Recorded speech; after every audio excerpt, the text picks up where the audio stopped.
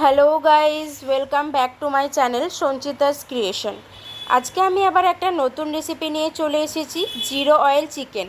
তেল, ঘি, মাখন কোনোটারই ব্যবহার না করে এখানে কিন্তু আমি রান্নাটা করেছি। তো চলো শুরু করি আজকের রেসিপি।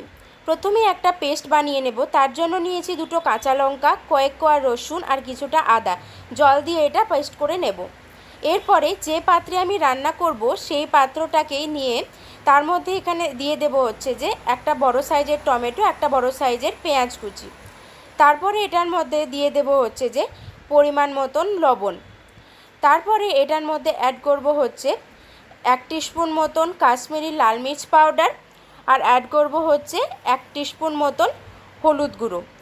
এই দুটোই আমি এখানে অ্যাড করে দেওয়ার পর দিয়ে দেব হচ্ছে 1 টিস্পুন মতন জিরে গুঁড়ো এবং 1 টিস্পুন মতন ধনিয়া গুঁড়ো। এই সমস্ত মশলা দেওয়ার পরে যে পেস্টটা করে রেখেছিলাম সেটাও এখানে দিয়ে দিলাম।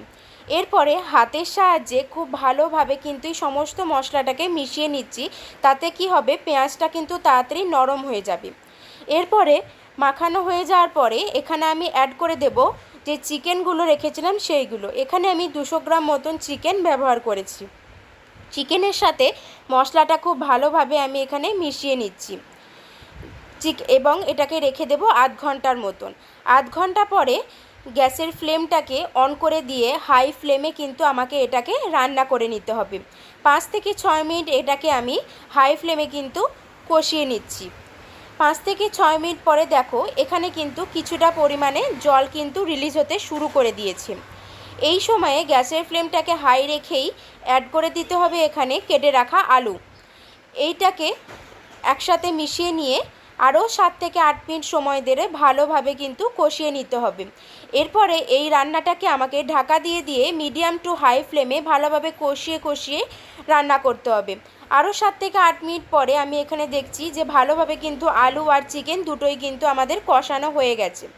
এরপর এটাকে আবার ঢাকা দিয়ে দেব। তারপরে 7-8 মিনিট পরে আমি খুললে দেখতে পাবো যে কতটা পরিমাণে জল কিন্তু এখানে রিলিজ করেছে। এরপরে আমি ওপরে দিয়ে দেব আরও বেশ কিছুটা পরিমাণে জল। তাহলে হচ্ছে আলু এবং চিকেন দুটোই খুব ভালোভাবে সেদ্ধ হয়ে যাবে।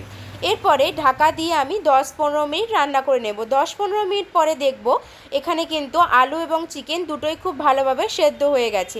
এই সময় ওপর থেকে একটু গরম মশলা গুঁড়ো এবং ধনেপাতা কুচিও কিন্তু দেওয়া যেতে পারে। আজকের আমাদের জিরো অয়েল চিকেন কিন্তু একদম রেডি। আজকের ভিডিওটা ভালো লাগলে প্লিজ লাইক করবে এবং চ্যানেলটাকে পারলে প্লিজ সাবস্ক্রাইব করবে।